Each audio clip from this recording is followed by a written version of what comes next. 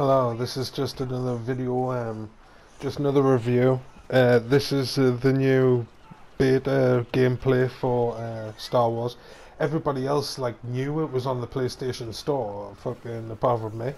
Like, I thought it was only for PC, and that you were only say select 100,000 that had to send off the code or just whatever it is. Normally, that's what happens on PC, is that you can have access to the early beta versions of the game and stuff like that. But I realised it was on the store. But anyway, the whole point is the review of the game, and so far, I mean, obviously this is only the beta copy, but I can just say straight away that this is definitely a game that I want to buy.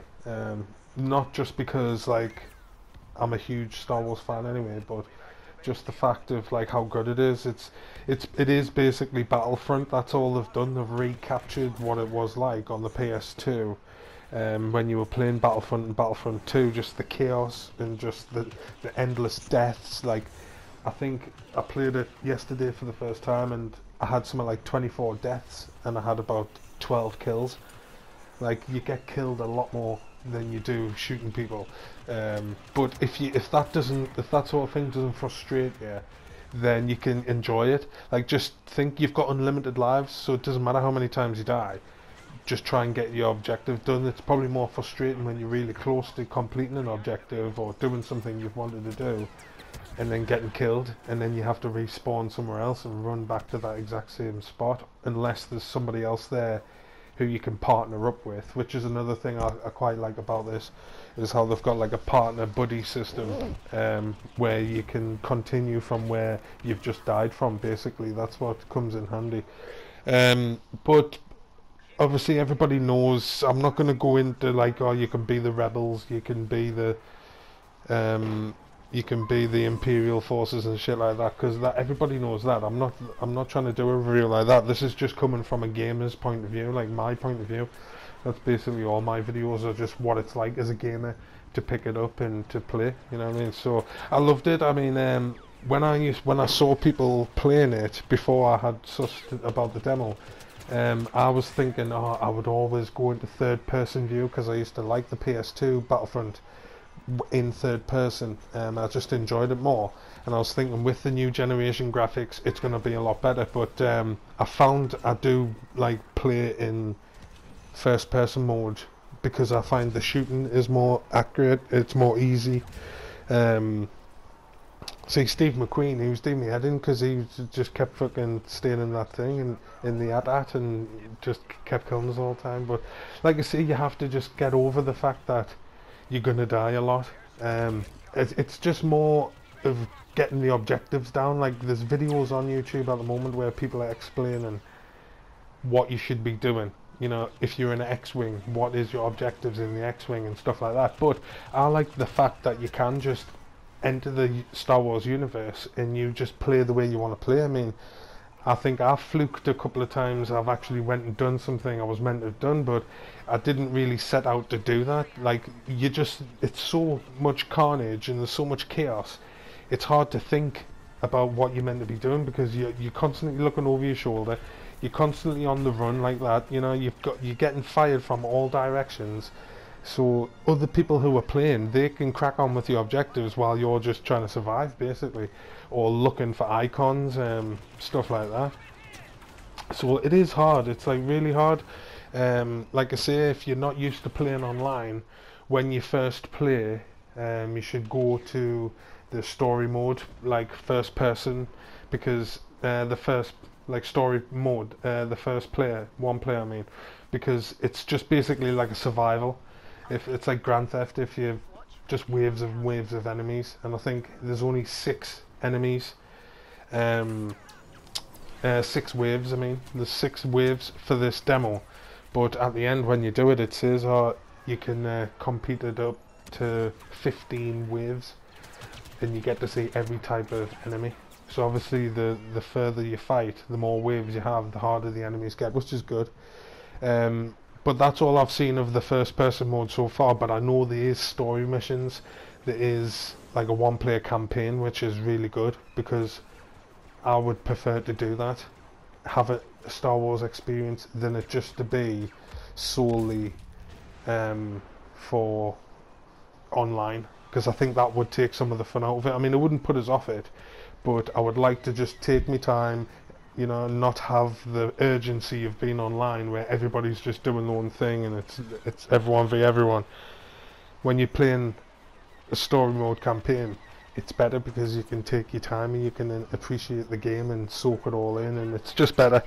So I'm glad that option's there. And some of the levels as well look amazing, like Tatooine and Hoth, and you've got the Forest of Endor, which will be class, because obviously you can get vehicles and you'll have the speeder bikes through the forests, and you know, you'll probably be able to be Chewbacca or maybe Han Solo or someone as the hero.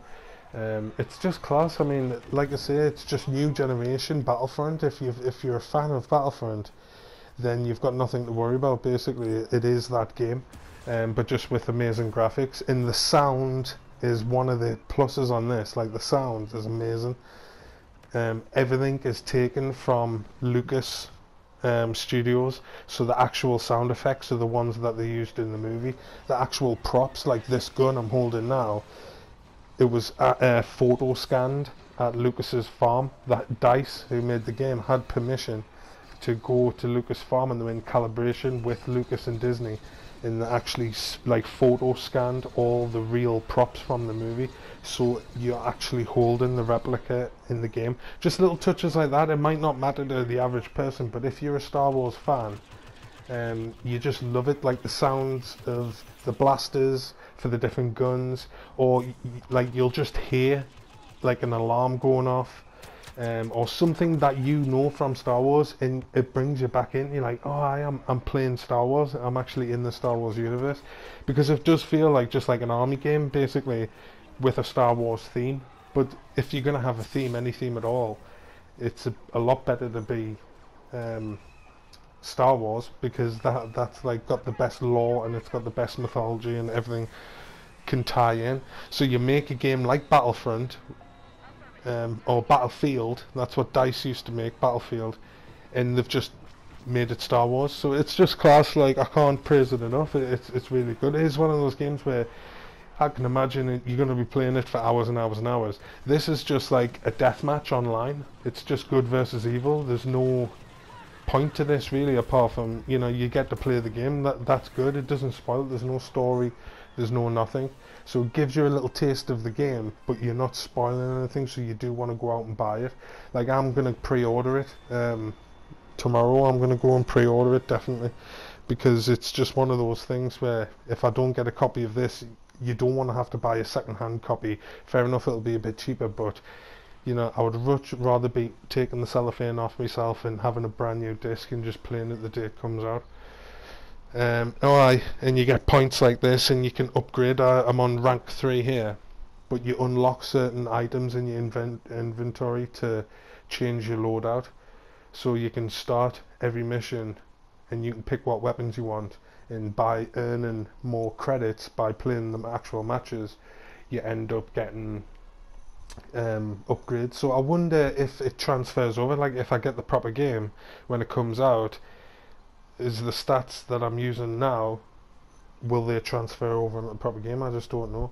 But it says there, like if it went back, it looks at like there. Do you see you can customize the appearance of the guy, of your stormtrooper, but it's locked on the beta demo. So there's loads of things locked on it, but what is available is really good.